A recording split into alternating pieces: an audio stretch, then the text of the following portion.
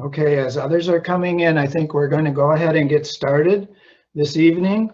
My name is David Clinton from Michigan Catholics for the Common Good. I would like to thank you for spending part of your evening with us tonight for our presentation entitled The Threat of Voter Suppression. I'd like to share with you some brief background on Michigan Catholics for the Common Good. Following the 2020 presidential election, a group of about a dozen Catholics from across the state formed Michigan Catholics for Common Good, a nonprofit, nonpartisan organization incorporated in the state of Michigan. The MCCG is dedicated to promoting issues of the common good in the context of Catholic recording in progress, social teachings, and the common good teachings of Pope Francis. We hold as a fundamental principle of this teaching respect for the dignity and sacredness of every person. Through this principle, we are working to bridge the divide in our local parishes and dioceses by addressing the need for tolerance, diversity, and inclusion, and taking action on issues of social justice and common good. Through prayer, education, and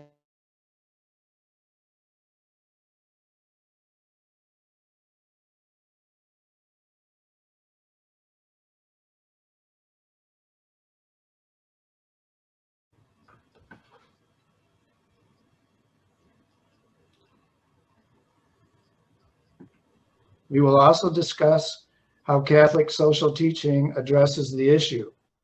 It basically will be broken down into 5 parts. The first, we will welcome Secretary Benson with her presentation, a panel discussion with a moderator, discussion of Catholic social teaching, the action plan, and a closing. If you have any questions, you should enter those into the chat box, and we are recording this tonight. Now we will begin with the opening prayer by Dolores Bryzak from Michigan Catholics for the Common Good. Good evening, all. Let's bow our heads. Heavenly Father, we thank you for the opportunity to bring together so many knowledgeable people who want to support the faithful in their most basic expression of the ability to vote. Thank you for the voices who have gathered today to share their concern for the voiceless and their desire to give those without the opportunity and a way to be heard. Father, we ask for your guidance and discernment as we seek to bring love to quell hate, knowledge to block ignorance, patience to override hurried busyness, and quiet to block out the daily noise that keeps your word from reaching our hearts.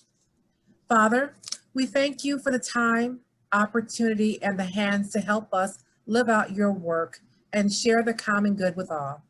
In Jesus' name we pray, amen. At this time, I would like to introduce Robert Anderson.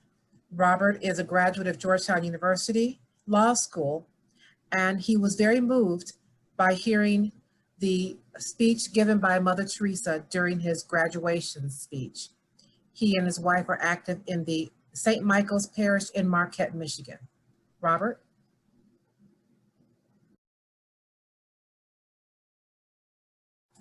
Robert, please unmute yourself. First of all, I want to make sure that Secretary Benson is available now. Is she on? No, Robert, I don't think she's joined us yet, so we're still waiting on her. Okay, so should we wait until Secretary Benson comes before I introduce her? She'll be a little late. I'm hoping she'll be here at any moment here. I don't have much to say. Maybe Vicki can jump in and give us a little intro or a little background on what the Secretary is going to speak about. Sure. Before we introduce Secretary Benson, just to give you a picture of what we're going to be talking about, Secretary Benson's going to be talking about the 39 bills that have been introduced around this issue of changing access to voting. Now, we don't know what's going to end up on the House floor. She's going to address that. She's going to give us a little background on what those bills are, which ones are the most serious. And also, we're going to be focusing after her talk on questions related to what kinds of actions can we do as a group, as an organization, in your own areas? What kinds of leverage do we have to be most effective in fighting back these voter suppression bills, this denial of access? These voter suppression bills are complicated. They're the whole process by which the legislature is debating them, what role the governor is going to play in them. And there's also talk, I'm sure Nancy and Christina will both, and Aghogho as well, will talk about the issue of a petition, a referendum as well. So there's going to be a several stage process, and she'll be expounding on that as well. So Secretary Benson is here, Vicki. great. Robert, take it away. Okay. You know, I am so pleased to introduce our Secretary of State, Jocelyn Benson. And who better can give us the ins and outs of the new Senate proposals? And who better can serve us as Michigan Secretary of State, a graduate of Harvard Law and at Wayne State University Law, a professor of election law and of civil rights, as well as the law school's youngest dean at the age of only 36. Our speaker is also a national leader in her role, having authored State Secretaries of State, Guardians of the Democratic Process. So let's welcome the #1 guardian of Michigan's democratic process, Secretary of State Benson. Thank you, and thank you all for having me. I'm so grateful for conversations like these. It's so important because we have a lot to learn from the 2020 election and voting rights, and a lot that needs to be done still to secure everyone's right to vote. And so I do want to focus today on the ongoing battle to protect democracy, particularly the impact that current proposed legislation would have on all voters in our state, including voters of color, and how we can ensure that our democracy prevails in years ahead. As some of you may know, I began my career in Montgomery, Alabama, investigating hate groups and hate crimes throughout the country. And a photo of Viola Liuzzo, who was a Michigander who was killed in the aftermath of the Selma to Montgomery voting rights march, hangs in my office as a constant reminder of the risks borne throughout history of those working to advance and protect our democratic process. And those risks and the sacrifices of those activists were followed by great strides forward through changes to the law that expanded access to and strengthened the integrity of the vote, leading to a better democracy for everyone. And I know the Catholic Church has stepped forward again and again in the fight against structural racism, against institutional racism, including the participation of more than 80 Catholic priests and nuns who were there that day in 1965 to march across the bridge in solidarity for voting rights. So I'm grateful for the Church's commitment to equity and to all of you for hosting this important conversation. I want to start off by reminding everyone that really the 2020 election is something to celebrate. It was unequivocally the most successful and secure election in our state's history. We saw more people vote than ever before, 5.5 million citizens in the midst of a global pandemic, no less. We saw the tabulation of every valid vote go smoothly and efficiently, with the results, unofficial results announced within 24 hours of the polls closing. And we saw a number of clerks all across the state really step up and ensure that the rights that citizens have voted to enshrine in our state constitution in 2018 were a reality for every citizen. So in 2020, democracy prevailed because our election system is robust and secure, because people invested in it. People voted, people stood up and volunteered to be election workers. Over 30,000 citizens all across the state served as election workers in that election. And at a critical moment, officials told the truth, obeyed the law, and protected the voices of millions of citizens and demanded that their vote be counted. So in Michigan specifically, as you know, our voters enshrined new voting rights in our state constitution in 2018. These included absentee voting for all, the ability to register to vote up to and on election day, as well as the right to be automatically registered to vote when you get your ID or driver's license. And as I mentioned last year, in November, citizens exercised those new rights in record numbers with 5.5 million citizens voting. And of those, 3.3 million citizens voted absentee, more than double the previous record. And 30,000 new voters registered on election day itself, thanks to the new right that allowed them to do so. The vast majority of those 30,000 were 18 and 19 years old, showing that young voters are engaging in this new way of registering, which is really important to note. And of course, as I also mentioned, our hardworking election administrators tabulated every valid vote safely and securely and more efficiently than even our best predictions would have anticipated.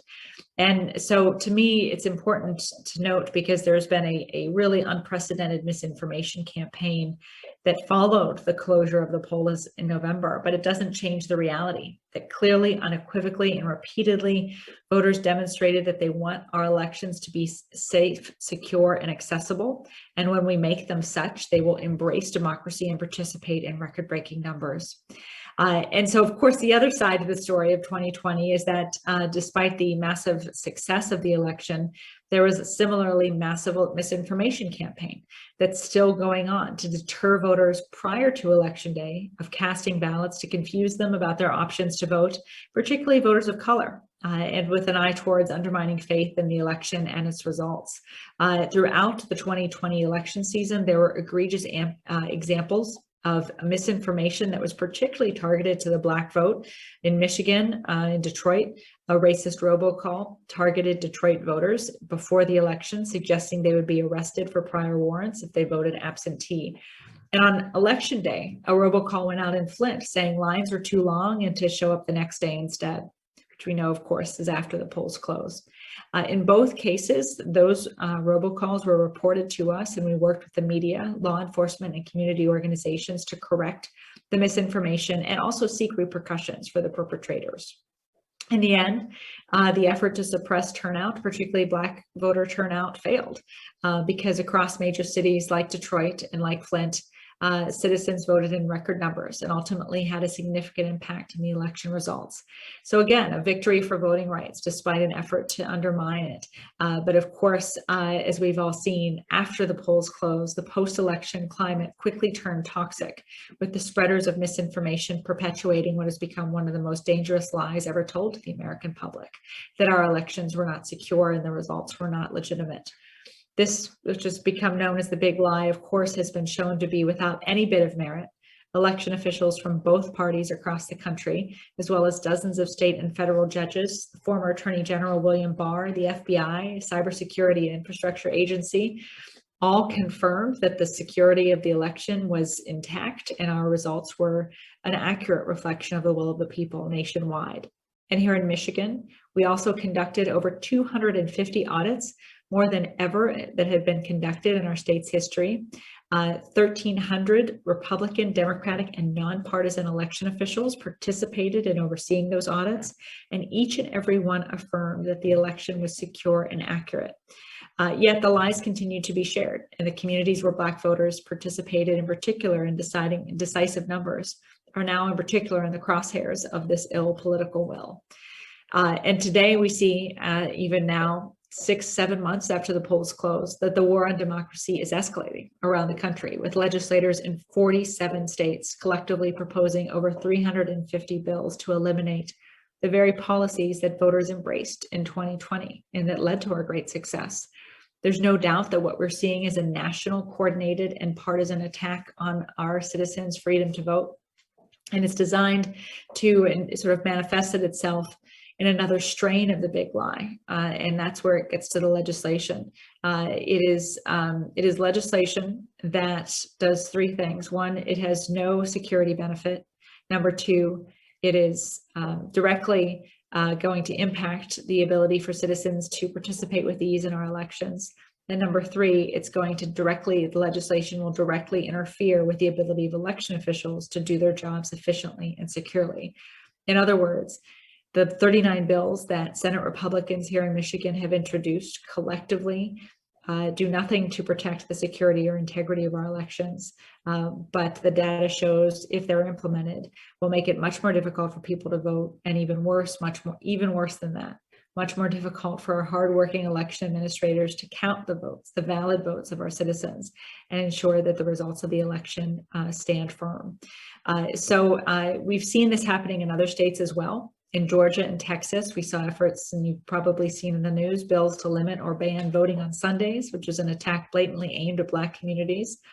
And here in Michigan, the now infamous package that I talked about is being cloaked under a false banner of election security and voter identification, when in reality, these bills are just impeding access to the vote. And so you're going to hear a lot in the weeks ahead and in the months ahead about these bills.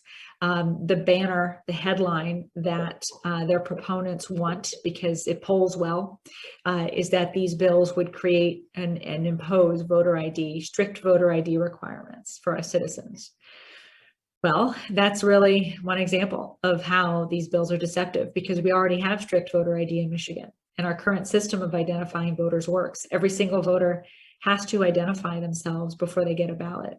And in the case of absentee voting, voters then have to re-identify themselves in resubmitting their ballot and have that identity confirmed before their vote is counted. These existing voter ID provisions that we have are time-tested and effective. There's 2 ways generally to identify or confirm someone's identity. One is through their signature or a driver's license number that connects to their signature, or 2 is through a photo ID. And so what we have in Michigan is, if you're voting absentee, you have to sign a request form before you even get a ballot. And then once you get that ballot, you have to sign the envelope again in order for it to be received and validated and then counted. So there's actually 2 steps of IDing voters with their signature, which is one of the most effective ways to identify someone, because it's nearly impossible to forge someone's signature effectively, but it is possible to create a fake ID, which is why photo ID laws actually don't secure elections, despite the fact that it may provide good talking points. For in-person voting, we also have a great secure system of identifying voters where people show up with their photo ID and get their ballot, or if they don't have an ID, they simply sign an affidavit attesting to their identity under penalty of perjury. That signature is then used to affirm their identity, and they get a ballot that way. And again, in both of these avenues, in these secure protocols, they've worked over time. And it's only the furtherance of misinformation or a lie to suggest that they don't, and that we need to in any way add additional identification requirements or do away with what is already working. But the reality is these bills do away with those provisions, and in doing so, they impose provisions that don't add any more security requirements, but they do make it much more difficult for our clerks to administer the elections and actually validate voters' identity. For example, one of the changes to the law would enable and require citizens to have an option of photocopying their ID and sending it in order to get their absentee ballot. It's very possible that this option would be administered in such a way at the local level to be either required or confusing for voters. For voters voting in person, it replaces the signature affidavit option with a denial of the vote. In other words, if someone shows up and wants to sign the affidavit to affirm their identity, they would remove that option and instead impose that they don't get a ballot, that they'd get a provisional ballot, and then have to come back with some additional new identification verification to somehow prove their identity. I think it's important to note, again, that what we've got in place in Michigan already enables us to catch any identity fraud or theft. And what these changes would do wouldn't make our elections any more secure, but it would make it much more difficult for our clerks and our poll workers to administer elections effectively and efficiently. And again, those are just 2 of the 39 bills. The vast majority of others actually tinker with the validation and election process itself. Senate Bill 286 bans the use of drop boxes on election day, which is also when they're used the most. Another bill bans prepaid postage on absentee ballot return envelopes, which directly discriminates against Detroit voters who have enjoyed that option covered by the city and the local clerk for many elections. Another bill requires vote counting to stop and results to be reported by noon the day after the election, meaning that if vote counting is happening under this bill, even if clerks are not finished tabulating every valid vote, they would still have to stop and report the results to the county clerk at noon after election day. And another bill would ban me and any election official from doing voter education. I wouldn't even be allowed to post on social media information or links on how to find your polling location or how to register to vote.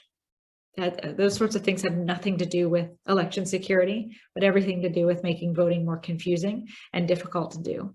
And I think that's the focus as we move forward, because as I mentioned, another strain of the big lie has emerged to, instead of deny that the election of 2020 was secure and an accurate reflection of the will of the people, the new strain of the big lie is to tell folks that these changes to election laws would do anything other than, would somehow promote the integrity of the elections, when all they'll really do is make it harder for people to vote and harder for our election administrators to count every vote and ensure the results of our elections are accurate. So as we move forward, we've got a lot of work to do to educate our citizens about the truth, not just about the 2020 election, but about the perniciousness of these deceitful bills. And I think the bottom line is that there is a lot we can do together to promote good election policy that actually does make it easier to vote and harder to cheat. These bills don't do that. They make it harder to vote and a lot easier to obstruct the system and for bad actors to infiltrate and undermine the will of the voters. The last thing I'll just mention is, what we can do moving forward. I think in Michigan and across the country, the will of the voters is clear and unequivocal. Again, as I mentioned earlier, they want elections to be accessible, strong, and secure. And voting rights have always been hard fought in this country. And that's why, to me, I even always have a photo of the Edmund Pettus Bridge behind me as I speak, and I'm never far from my thoughts, because we have to be reminded of the history we're connected to and the work we have to continue on behalf of all who've come before us to protect democracy. The bottom line is, now is the time to lobby and to march, to stand firm, to stay engaged, to demand our leaders tell the truth, and quit trying to manipulate the truth in order to further partisan goals, and to hold accountable those who do at the ballot box and beyond. Together, we can actually protect our democracy just as we've done before. We can advance it as we've done in 2018 and in 2020, because at the end of the day, the things that give me hope are the fact that the truth is on our side, as are the people.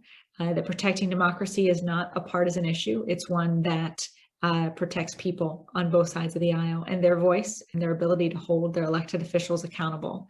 And so it's up to all of us to protect that ability of accountability in our state and nationally. And that's the work that's before us today as we move into the years ahead. So thanks again for having me and your focus on these issues. And we've got a little bit of time left. I'd love to take some questions. Okay, well, thank you very much. A couple of questions that have come up in the chat. One is, what's your take on how many of these bills will actually make it to the floor and get passed? Do you expect all 39? And then what is the expectation of the governor to do when and if they come to her desk? Well, I think everything is an ongoing process. We've already seen when the AARP came out against some of the more stringent identification requirements, they were quickly amended and backed off of. So we do see that the groundswell of outrage against these bills is having an impact. And so I think it's important to keep that up. And again, simply just speaking the truth to these folks who are trying to get away with changing the rules of the game to further their own partisan goals. And by continuing to shine a light on what they're doing here in Michigan, we've at least seen some changes because, again, the majority of the people in the state and this country are not supportive of these changes. and the way, and the governor is fully aware of that as well. And so but I think it's important for voters specifically, and for organizations like yours representing citizens, to let lawmakers and the governor know your position on these things. And I'm certainly doing that as well. And through that, continually find ways to simply also just enforce the law, the constitutional provisions of our state constitution and our federal constitution. But I'm confident that the governor, is not supporting these bills. I think it's likely we can see many of them pass the House and the Senate. And then what they've stated their plan is to have a petition be brought to the legislature from about 4% of the voting age population, which is all it takes in Michigan. And that petition to change the law could be adopted by the legislature, and any changes to the voting that's adopted there could be in place by 2022. We'll keep fighting regardless. I think we can talk more about that, but the biggest thing I think right now is a commitment to shining a light through truth on what's happening, and also engaging others to do the same, because they have shown themselves to buckle to some of the public pressure they're getting. Okay, great. One other question. The issue of this veto-proof process, where they are going to go by petition.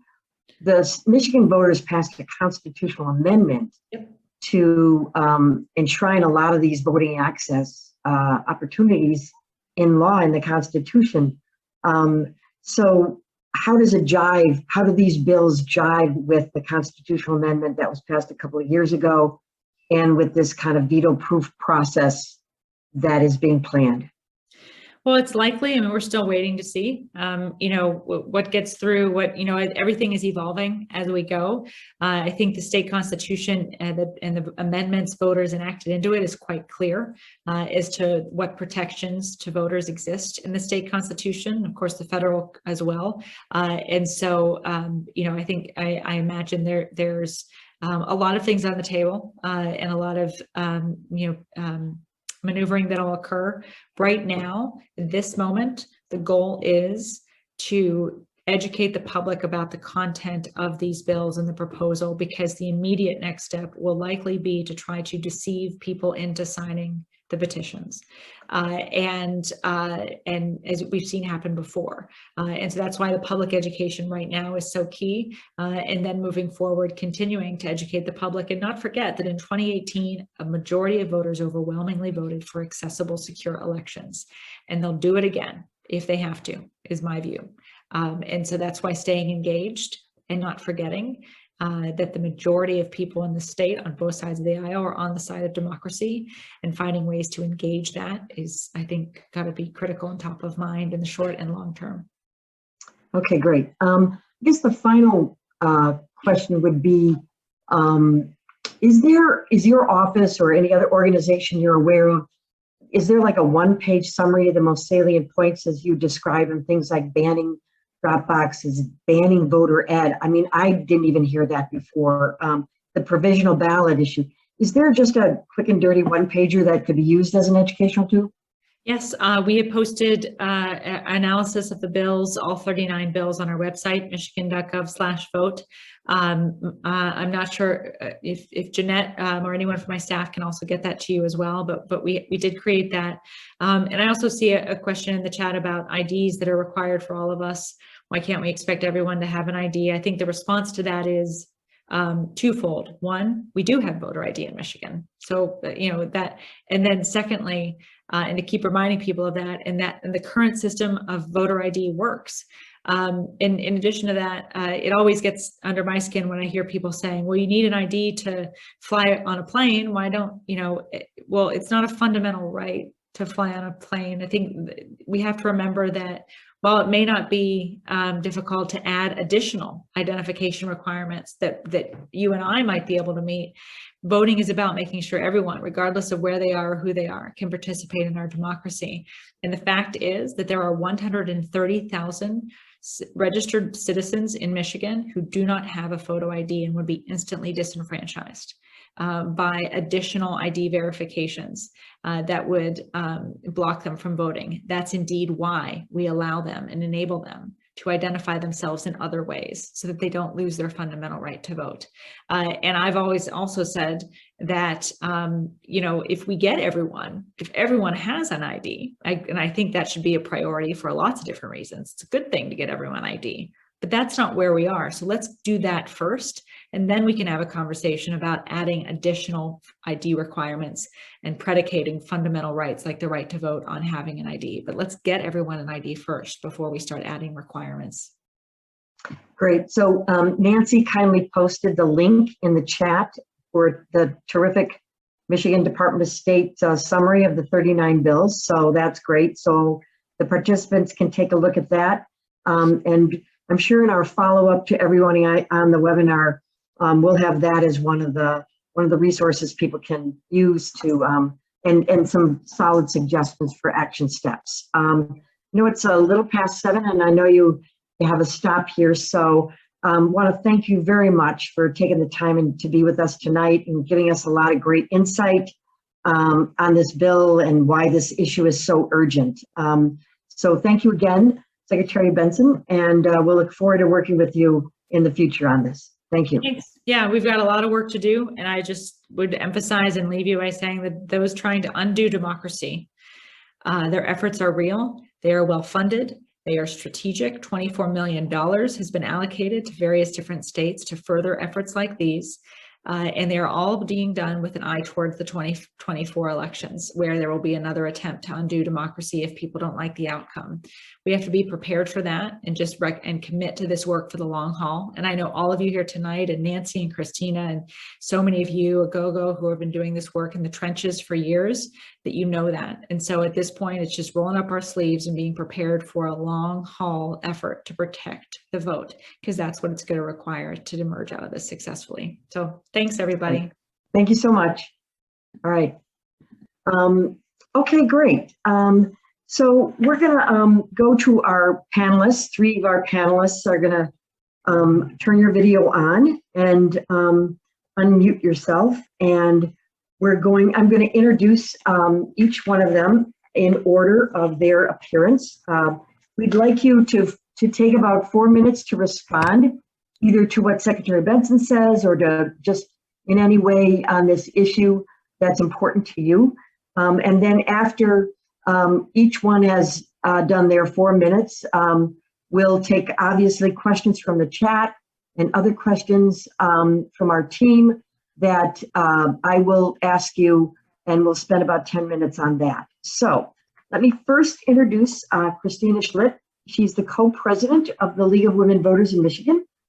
She has been a member of the League of Women Voters since 2001, and she just simply checked the box, you know, on her bucket list to join the League of Women Voters.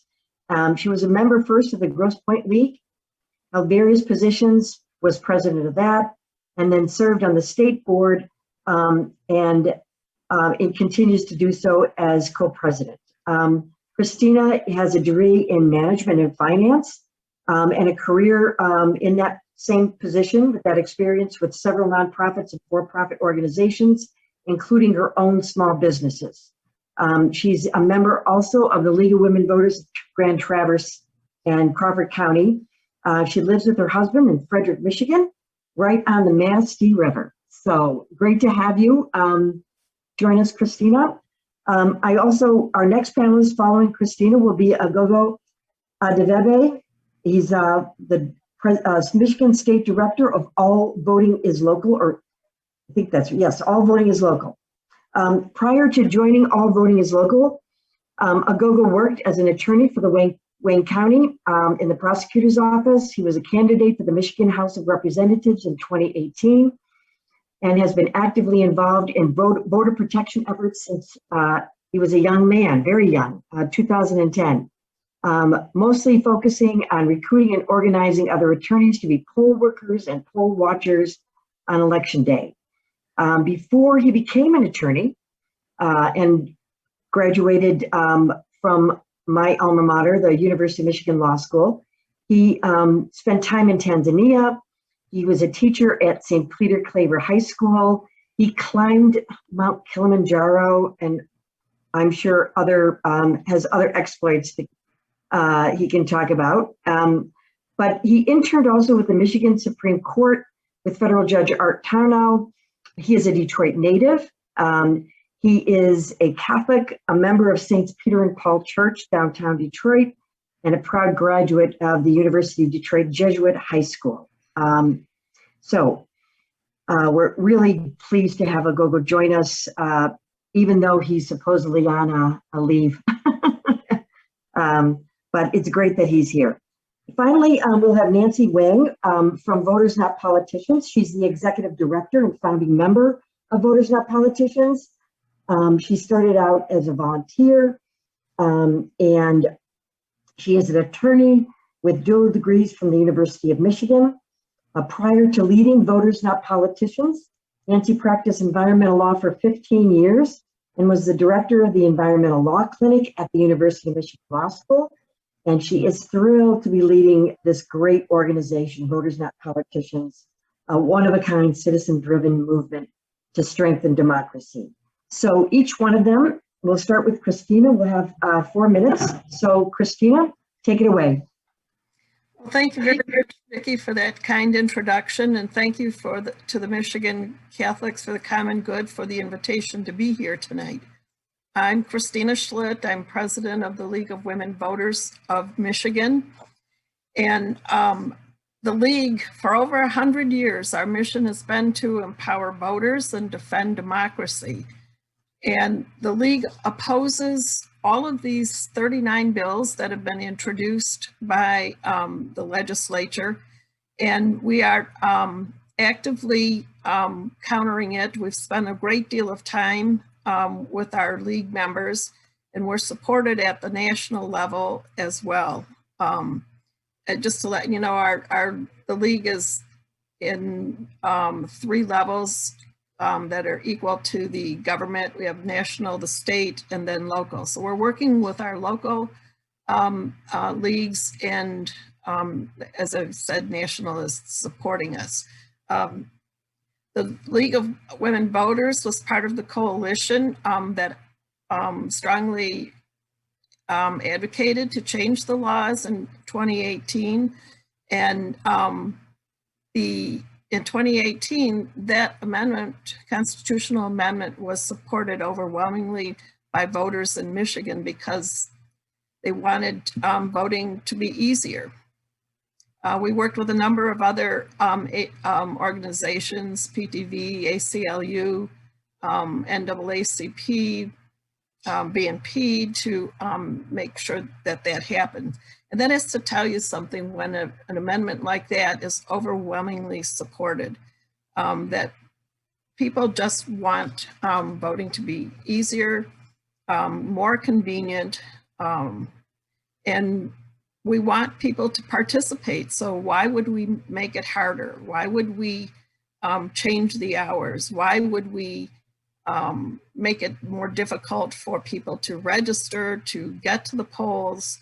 You know, this recent election was fair and secure and was completed with the integrity of election officials, from precinct poll workers to the Board of Canvassers to the Secretary of State's office. Voting was political when the voter made their choice, not how their choice was processed. The women and men that managed the election process did so after training, under oath, and with integrity. We do have a summary on our website of our positions and the very reasons that we oppose these. And just to give you a little more information about the League, we do not support or oppose candidates or political parties. We are nonpartisan. And we do not support or oppose issues unless we have a position, and we arrive at that position after at least a couple of years of study. So this has been well thought out, and if you go to lwvmi.org, we have each of the bills listed and our position in opposition. At this point, I can just wait for the others and answer the questions as they are presented. Thank you so much, Christina, for that presentation. Next will be Aghogho Debiev. So Aghogho, you have 4 minutes. Great to be with it's great to be with everyone today and to be able to talk a lot about voting rights and what we can do to push back against some really harmful bills. But first, a little bit about All Voting is Local. All Voting is Local is a project of the Leadership Conference on Civil and Human Rights, and we're primarily focused on election administration. Last year, we did a lot of different work on drop boxes. We actually worked with Voters Not Politicians to develop a website, michigandropbox.com, to help voters find their own drop boxes. We did a lot of voter education, reaching out to over 1 million Michiganians to help them figure out their voting options, including how to apply for an absentee ballot. But we are focused here tonight about the 39 bills and the harm that they could cause, not only to the state, but also the Catholics around the state and our cities. One of the Secretary of State focused on a number of different issues, so I won't go over them again, but I do think it's important that one of the things that she didn't touch upon is that there is under this bill, under this package of bill, is there would be a ban on the Secretary of State sending out absentee ballot applications. In 2016, only 26% of voters voted absentee. That jumped to 60% last year. Now, some of that was anticipated because of the proposal 3 that passed in 2018. There was always going to be an increase, but obviously COVID helped increase that even more. And just the natural desire for people to vote early on their own schedules and not by an arbitrary, day also increased that. And there's always going to be that demand. The sending out of the applications early, as the Secretary of State did, I believe in June and May of that year, of last year, helped clerks prepare for the extraordinary demand.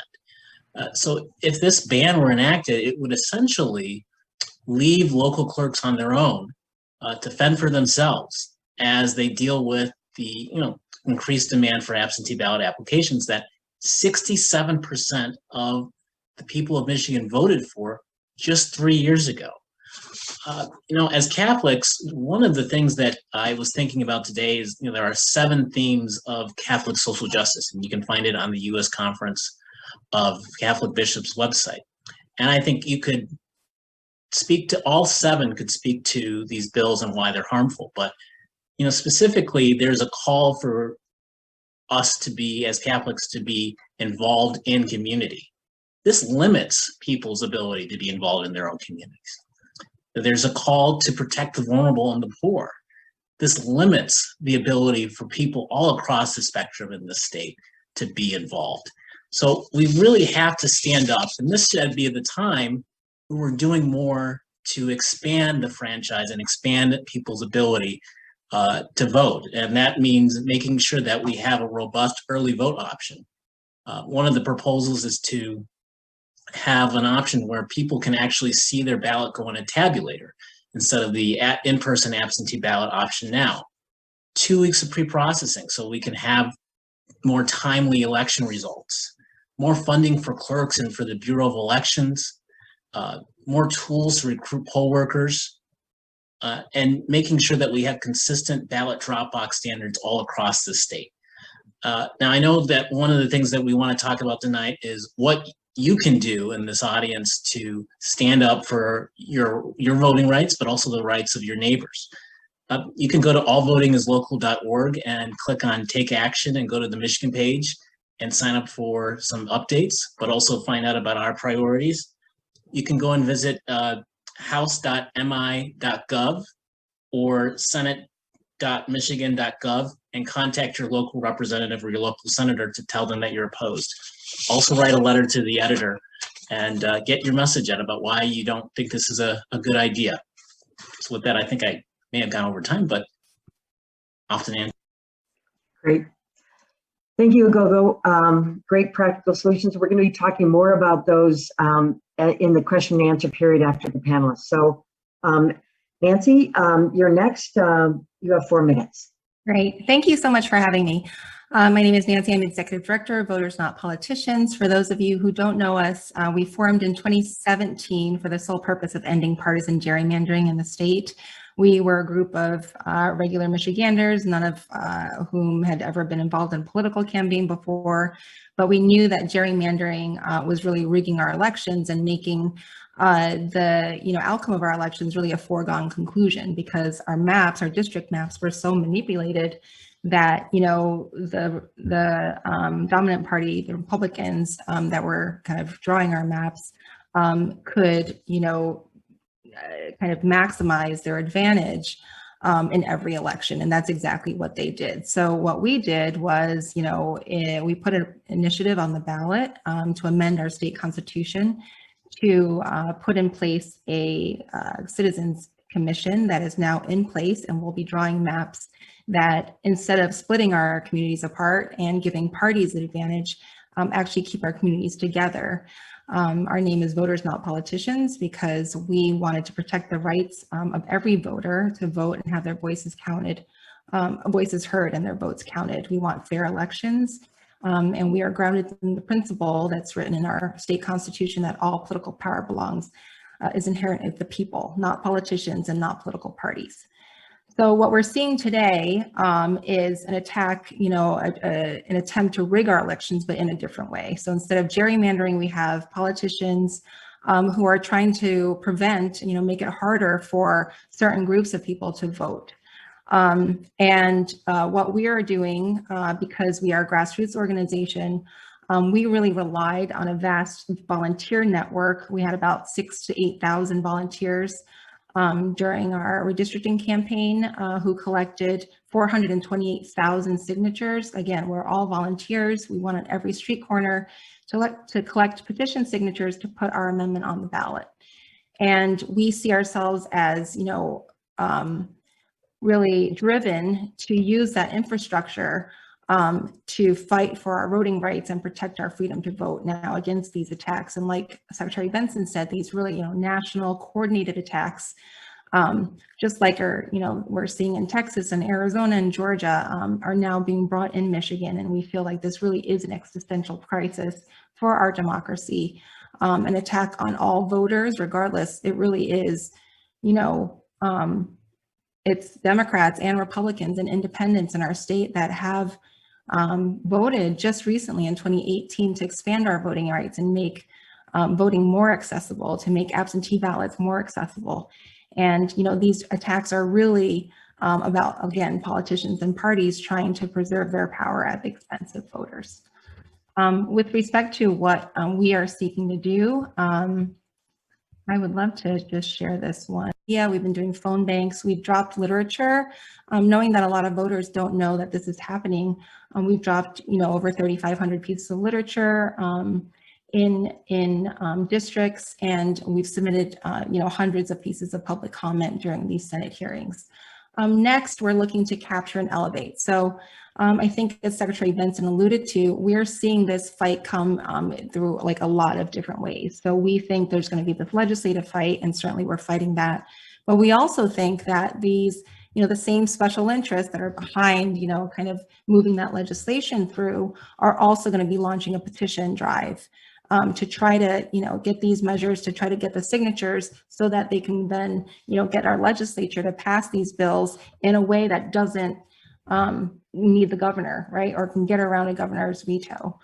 So we are going to go out there once they're trying to get their petitions, signatures. We're going to be out there in the streets trying to get the truth out and to make sure that, they are not able to get signatures by lying to people about what they're trying to do. We also need people to spread the truth. And then if necessary, the last part is we're here to take action. And that's where we really need thousands of people. We need as much, kind of publicity and informational sessions like these, because we really might have to fight back against these measures, either through referendum, if they do get passed in the legislature, or perhaps we might have to launch a ballot initiative of our own to actually protect and strengthen and expand our voting rights for the people. Great. I'm going to have to stop you there, Nancy. Thanks for sharing those points. And we want to save a few minutes for questions. And I know many of the questions we received before the webinar were very much directed to practical actions. And I know Aghogho talked about some specific things on All Voting is Local. The link is in the chat as well, about making your voice heard to your local representatives. And this doesn't just include your senators and representatives, but other local officials. But I want to for maybe Christina to just say a tiny bit about a campaign that we've heard of, a decline the sign, and if what opportunities people might have in participating in that campaign. Can you unmute yourself, please? Thank you. As Nancy pointed out, the likelihood of a referendum or initiative will follow after the bills make it through the Senate. And clearly the governor is expected to veto all those bills. So when whatever group it is puts the referendum out there, they have to gather 340, 360 signatures, and we would expect that would be able to be done rather quickly or easily. So when there are petitions out there, there's going to be a counter movement, including VNP and I would imagine Aghogho's All Voting is Local. I know the League will be part of it and other groups. And we will simply have a decline to sign campaign. And also, you know, the ultimate, somebody I noticed in the chat asked what happened and when it does go, when it's adopted and amended by the legislature, which is most likely the path that'll go. It's been talked about having a counter referendum or initiative. If not during the summer, it would be probably this fall. Although it has been talked about having not only a decline to sign, but have another referendum at the same time, just to make sure that voters have something to think about. And that's an opportunity to point out that these bills are not protecting the voter. They are not protecting the integrity. They're doing anything but. Thank you. Thank you. Nancy or Aghogho, do you want to, I know there's been a couple of questions in the chat about the chances of it being overturned in court if it does get to that point as unconstitutional, given the 2018 constitutional amendment that was passed. Would either of you want to just briefly address that issue?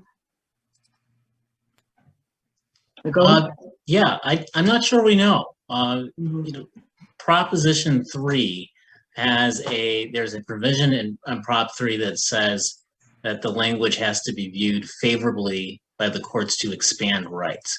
And some of these bills are limiting, but Prop 3 addressed a narrow set of issues like no reason absentee, same-day voter registration. So to the extent that any of those bills conflicted with that, there's a chance that they would be ruled unconstitutional. But you know, we have a new Michigan Supreme Court. It's now a 4-3 majority for the Democratic nominated justices, but they have not ruled yet on any voting rights issues. So it's really, we just don't know what the ultimate outcome would be, or how extensive any ruling would be in terms of invalidating some of these anti-voter laws. Nancy, do you have anything to add? No, I agree completely. I think, yeah, I think that's right. There's definitely going to be legal challenges, but it's not certain, yeah, what exactly the outcome will be. Okay, if you could, I mean, Secretary Benson talked about voter education and educating people you know, and using your local press perhaps to get the word out about why these bills are such a threat. If there's one thing that you think would be most important now, that you could just take 20 seconds to say, what would be the one particular action that you think we should recommend to our group, in the follow-up to this meeting? We'll start with you, Aghogho. What would it be? One particular concrete action. Well, I think number one is organize your own community, organize your friends, let them know what's going on. I think I heard today, I was in the car driving out to Minneapolis, and I was talking to one of my colleagues, and a poll was released yesterday that only 14% of Michiganians know of the 39 bill package, know of the contents of it. So the more that people, I think, are aware of the dangers that we are facing in Michigan with this bill package, I think the more opposition will grow to it, and the less likely it will be that they pass, because these the people who are in favor of these anti-voter bills are counting on people's ignorance to be able to pass this in a very backward fashion and get away with it without any real public repercussions. Okay, great. Nancy? I agree. I think public education is what we really need at this point. I would say that I would, recommend that people sign up with one of our organizations here. I think we've all worked really hard to kind of synthesize a lot of the information, about the bills. We have action items, and then the hope is, I think, that you could take, all the information, the materials, kind of, some action items that these groups have put together, and then take them into your community and kind of spread the word there and take action as a group. Do you have anything to add, Christina, to that? Well, from the League's perspective, I can tell you we'll be doing webinars with our members, but more importantly, we have 28 leagues throughout the state. We have 4 or 5 in the Upper Peninsula, all the way down to Detroit and in Grand Rapids. And what we have in our plans is to have town halls. And what we'll do is each of these leagues will have town hall meetings and educate the public, engage other organizations at the same time to spread the word. That seems to be the most effective way. And I know it was successful when we helped to get the word out for Prop 3 and for Prop 2. And then last year, educated people on what their rights were after those propositions went through. And then we just came off a series of town halls also. Okay. Thank you. Great, thank you. So I want to thank each one of our panelists, Christina, Nancy, and Aghogho, for taking the time to join us tonight and educating us on these really important issues and giving us some idea. All of the salient links that have been mentioned are in the chat, and we still have more questions to go, which we'll try to get to as we proceed. But thank you again for joining us. If you could turn off your videos and mute yourself as we transition to our final panelists tonight. And I'm going to introduce Sister Mary Ellen Sheehan. Sister Mary Ellen, if you could open your video, there you go. So we're really pleased to have Sister Mary Ellen join us tonight. She's a theologian, born in Detroit, of Irish immigrant parents, went to a school that's close to my heart, Immaculata High School in Detroit. She entered the IHMs over 60 years ago and has a master's degree in philosophy and began teaching at the theology at St. Michael's College in Toronto and stayed there for, I guess, over 35 years in Toronto teaching theology. Left there in 2013, moved to Windsor, and started to offer retreats, reflections, workshops on theology and cultural issues, and now is living in Monroe at the Mother House of IHMs, and continues to do those things and stay current, especially on issues of white privilege, racism, LGBTQ issues, and other injustices going on in the church and larger society. Sister Mary Ellen's going to help us frame this issue of voter suppression, racism, an intrinsic evil that the Catholic Church has called it, being racism, in a very Catholic context, using the rich body of Catholic social teaching, and how our faith inspires us to take action on this issue. So Sister Mary Ellen, you have about 10 to 12 minutes, and then we'll be going into some action steps that flow through that. And for our final part, following Sister Mary Ellen, we'll talk a little bit more about strategy and next steps. But Sister Mary Ellen Sheehan, take it away. Thank you very much. I very much appreciate the invitation to be part of this. It's such a wonderful pluralistic group here. And also, I've heard many, many examples already in the panelists of action from the point of view of the Catholic social teaching tradition. Let me begin with a couple of introductory comments. Number one, it's a long tradition. It goes way back to Pope Leo XIII, way back in 1891, and right up into our current Pope, Pope Francis. Generally speaking, the Catholic social teaching traditions are coming from these papal encyclicals, and they have to do with relating the gospel message with current cultural, social, political issues. Now, most recently, especially with Pope Francis Laudato Si, there is now the newer issue of climate change. And so there's a kind of, he has a beautiful phrase, integral ecology, and it integrates, there is no social justice without earth justice. And there is, in both of these, there is a strong sense from within our Catholic faith. Second comment is that one of the panelists, Aghogho, mentioned the 7 principles from the United States Council of Catholic Bishops.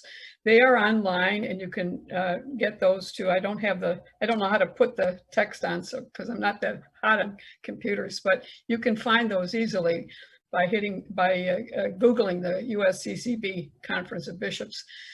But I'm going to be using the ones from Network. Some of you may have heard of this. This is a Catholic Sisters lobby in Washington, D.C., and it's got a good long history. And they have put theirs together under 6 principles. And I love them very much because they integrate the principles. So from all that long tradition, there are different summaries being drawn together. You can find 10 principles, 7 principles, 3 principles, whatever. These are 6 principles, and I want to begin with those. So I'm going to read first the first one. The first one is uphold the dignity of each person as an equally valuable member of the human family. And they go on to explain, Catholic social justice teaches that all people are made in the image of God and so possess an equal and inalienable worth. Because of this essential dignity, each person has the right to all that is needed to allow them to live their full potential as intended by God. As God is love, we were created to love and to be in relationship with each other. Human dignity is upheld when each person's needs are met and when he or she lives in harmony with others in a community that together pursues the common good. So there are sort of 3 interacting ideas here in this, the theological foundation of being in God's love, and then the sense of the common good. And then thirdly, all of us are in relationship. Now, Francis has extended that into also being in relationship with all that is in creation. Now, I'd like to do just a little bit of a reflection on that, starting with, founding in Scripture. So God, the phrase is easily found in Scripture, of course, that we are created in God's image and likeness. I one time had a wonderful retreat in which a person explained we are in God's image, but we have to become more and more like God. We're not God. We have to become more and more like God. And that is a very profound, if you think about it, idea, because that motivates us into fulfilling or into creating this sense of love. There's just a couple of beautiful phrases in scripture, of course, from the first letter of John. Let us love one another, since love comes from God.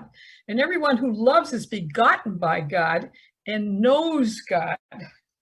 So in the act of loving, which of course has to be expressed in action, it's a way we become to know who God is. We increase the imaging that we are, the likeness that we are in God's image.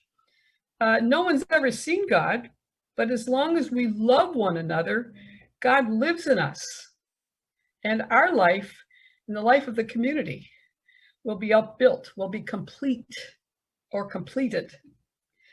2 Corinthians from Paul. If we are in Christ, we are a new creation.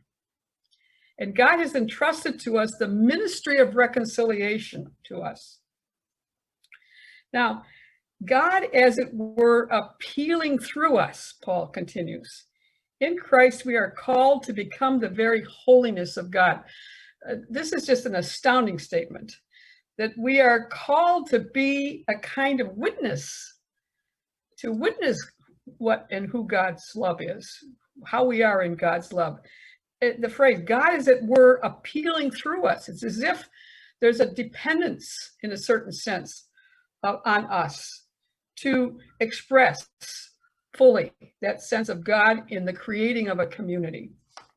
Now, Pope Francis recently has made comments on Wednesdays, and this one goes back to, I think it's in May of 2021, and he gives a reflection on this very thought, saying something like this: everything comes from this, from a heart that feels that is looked on with love. When that is the case, reality is contemplated with different eyes. I look at God, God looks at me, he says, in loving contemplation. Now, contemplation, though, is in no sense in opposition to action. In fact, contemplation requires action, he says. There is no opposition in Jesus, and certainly in his gospel, because Jesus works always from that inner love of God toward action and toward wider and wider inclusion. So this notion of being in the image of God as the first principle, stated there by the network group, is a very profound, and I think for me, it's very important to get into that space first, because we can be easily discouraged sometimes when things don't go our way, or when we're in kind of difficult dialogues with people on accepting the facts, as so completely described by our Secretary of State. Now, there's a second principle from the network group, and this is: we embrace our right and responsibility to participate with others in our shared public life. This is what has been so beautifully, for me, described already by the panelists. Catholic social justice teaches us that we have a responsibility to participate in politics out of a concern and a commitment to the good of the community. This means that we cannot be bystanders who scoff at the political process. Instead, we are called to vote, to inform ourselves about the issues of the day, to engage in serious conversations about our nation's future, and to learn to listen to different perspectives with empathy. This responsibility to participate means each person also has a fundamental right to participate, and they must be equipped with the resources needed to do so. I think that some of this spills over into some responsibilities we have as well in the local communities, but also at the state, to be sure that the resources are there in order to be able to carry out in action the right to vote, the right to participate. A third principle that they enunciate is to be in solidarity with those who are living in poverty in the struggle against the structures of injustice. Catholic social teaching teaches us to look at reality through the eyes of those who have been made poor by oppression and injustice.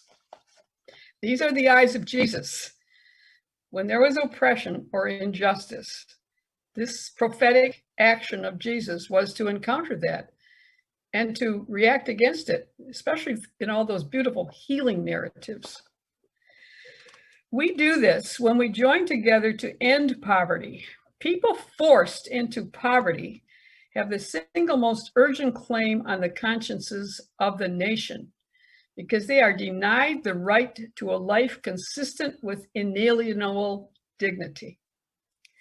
The responsibility to uphold the dignity of each person means that we must judge our own lifestyles, those of us who have, our policies and our social institutions, and in terms of how they impact those suffering from the injustices of policy. Now, this again is a profound and very well integrated statement because economic injustice is the result of structured racism, of course, of the effects of colonialism, where there was a certain power over all existing nations that were, or peoples that were.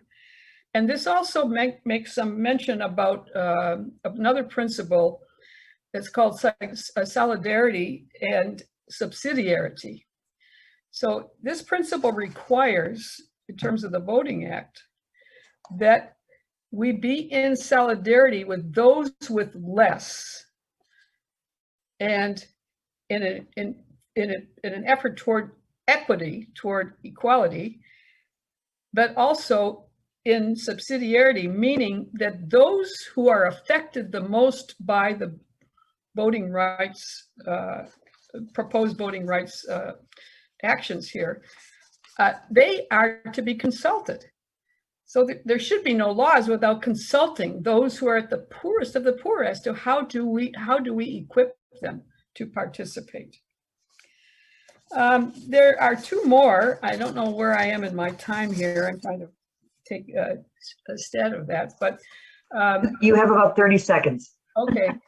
So the other two have to do with bridging divisions, where the primacy of a kind of individualism takes power from a common good. So I'd like to just sort of summarize some of this. You can read, as I said, you can follow up with more with the network principles here.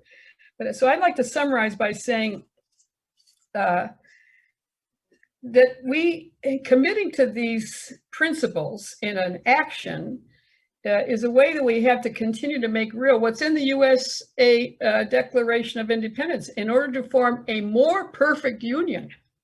It's not a perfect union. It's got to be more perfect. Or in the Christian scriptures, the beloved community, which of course Martin Luther King Jr. pronounced over and over and over again as a prophetic statement. This is our responsibility, all of us, shared responsibility. I think also this is the way to continue the creating act of God by creating. We're creating something new all the time in these actions. The last thing I would say is Catholic social teaching, of course, supports capitalism. It's not that it doesn't, but it supports a capitalism that is balanced through appropriate taxation and through care for those who are the most vulnerable, by education, by uplifting. So I would say that the state must equip everybody to be able to have the resources to do this, and this can never be done at the expense of the voters. That is clear from all the principles that I have enunciated. All right, thank you, Sister Mary Ellen, for sharing that kind of theological and very rich tradition of Catholic social teaching and how it relates to these and the larger issues that we face. What I'd like to do now, as we have about another 10 minutes of the webinar, is to try and summarize the various action steps and the suggestions that our three panelists gave us and Secretary Benson gave us in the context of what our faith calls us to do. So it seems very clear to me, and feel free to add your own thoughts about what you think should be priorities in the chat. We're going to look at all of those again and send a follow-up email in a week, in a few days to a week.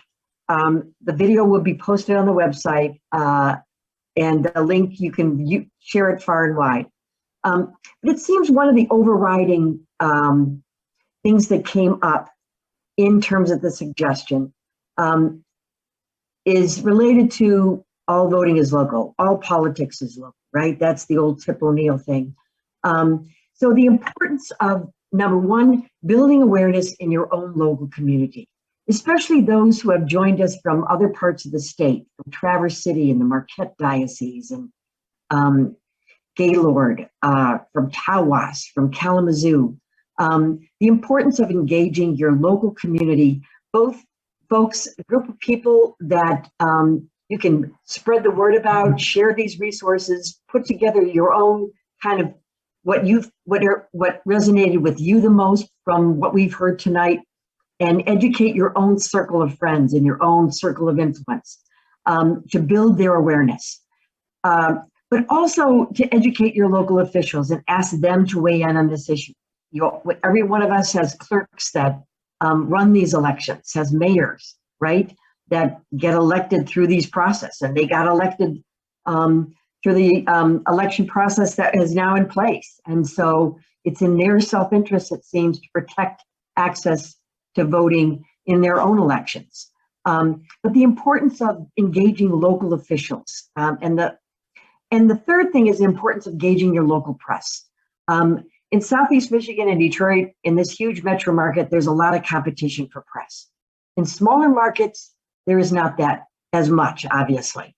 And so the power of a group of committed individuals from a local community standing up in a press conference or a press statement in opposition to these bills, asking their local officials to take a stand on them, and engaging the press on this issue is a hugely important way to influence senators and representatives. So the idea of building upon your local community and building awareness, engaging your officials, engaging the press, that's certainly going to be one thing we're going to be looking at.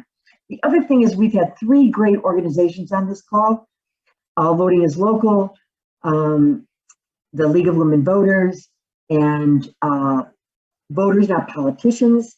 All have specific action steps and campaigns on their website and educational pieces on their website. We're not trying to recreate something here that takes away from those organizations that have been in the trenches on this issue for a long time. And so we're going to deeply engage those folks as our partners, and we encourage you to look at the links, which we'll also post in our follow-up email, all the links to these groups, and really trying to pull out the action steps that they recommend, and specifically inviting you to be a part of their efforts. Because we're a Catholic organization and we deal a lot on the diocesan and parish level, we know that obviously as folks come out of COVID, more churches are reconvening their regular masses schedule, and more ministries are reconvening. Social justice committees are reconvening. Christian service committees are reconvening. So we really encourage you, building upon this issue of working in your local communities, to really convene a group in your local parishes. It may be one of the first meetings as you convene your whatever ministry you've been involved in, or create a social justice committee. This seems like a really good opportunity to use that group as a way to create a partnership between all of you, and to engage and build awareness on this issue. So getting a parish team together to work with you on this, I think would be really critically important. The other suggestion that came out in the chat actually was the idea of a debate between a Democratic and a Republican legislator. We started our first webinar called Bridging the Divide, right? And we wanted to use that as a theme that is a theme in our mission statement and our vision. And so as strongly as we might feel about the racist implications of these bills, it does seem to be a value of ours to sort of try to let all voices be heard. So that's something else we're going to be considering, is looking at that kind of debate and really engaging all the participants like tonight in a much more direct way and a lively way. So especially we're going to be looking at Catholic legislators. So to really hone in on some of the things Sister Mary Ellen has said, and certainly we know Network very well, having Sister Simone as one of our first presenters on the whole issue of bridging the divide, and their wonderful resources called Equally Sacred Priorities, I think will be a tremendous thing. But we're going to be looking at that idea. So if you want to weigh in on that, whether you think it's a good idea to convene a type of debate like that, we really want to, excuse me, hear from you. Excuse me. So those are the best ways I can summarize what we're going to be doing in a follow-up email. And summarizing these action steps. If you want to email RK Faba to let us know directly what you think about the debate, or if you have another idea, we'd like to hear from you in that regard. But I want to transition to our closing, but again, emphasizing the idea of creating a local parish team, engaging your local officials, and to build awareness, to ask them to take a stand, engaging your local press would be really important, I think, as ways in which we can use the resources of all these groups to define the kinds of action steps we're going to take. But look for our email and look for the webinar to be posted, a link to the recorded webinar to be posted that you can repost on your own social media platforms. So with that, I'm going to turn it back over to David to close us out here, and then to Dolores to give us our prayer. David? Yes, as we begin our closing, I again would like to thank our speakers and facilitators, Secretary Benson and her staff, Christina, Aghogho, Nancy, Sister Mary Ellen, and the Michigan Catholic for Common Good staff, Robert Anderson and Vicky Coveri, Dolores Frizak, Rich and Kathy for the technology, Bill, Tom, Mary, Coretta, and Teresa for organization and planning. You know, this group works really, really hard for the good of our communities, our states, and our country. And I am really proud to be part of this group. And as a personal note, I would just like to thank all of you in the audience tonight for sharing space with us this evening.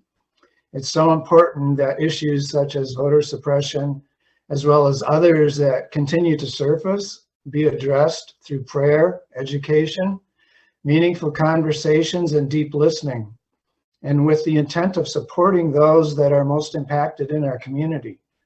Our goal should be to make things better, not worse, for our community, easier, not harder. All people should have an equal voice and an equal chance to make decisions for our cities, states, and country. All people have strengths and contributions that can be made for the betterment of our society. Michigan Catholics for the Common Good is dedicated to promoting issues of the common good in the context of Catholic social teaching and the common good teaching of Pope Francis. We hold as a fundamental principle of this teaching respect for the dignity and sacredness of every person. The suppression, disenfranchisement, or disregarding the will of the people is not acceptable and needs to be called out when it occurs. So again, thank you so much for being involved in our discussion this evening. And now Delois will close out with her prayer. Thanks, David. Let's bow our heads. Dear Father, we thank you for the knowledge and wisdom that has been shared with us today. We, as the faithful, are told to focus on what protects or threatens the dignity of every human life. We know that having a say and a voice in our lives is one of the greatest gifts of the citizens of this country. The faithful are called to use our collective efforts to oppose policies that reflect prejudice, show hostility towards immigrants, reflects religious bigotry, or supports discrimination. As is written in Proverbs, speak up for those who cannot speak for themselves, for the rights of all who are destitute. Speak up and judge fairly. Defend the rights of the poor and the needy. Father, grant us your guidance as we each go out to work for those who cannot speak for themselves and secure the rights for all to be heard through their vote. We ask for the strength to fight for civil rights and social justice. We ask for these things in the name of your Son, Jesus Christ. We humbly pray. Amen. Thank you all for coming again tonight. Once again, this session was recorded and it will be posted to our MichiganCatholicsForCommonGood.org website within the next coming days. Thank you all very much and have a wonderful evening.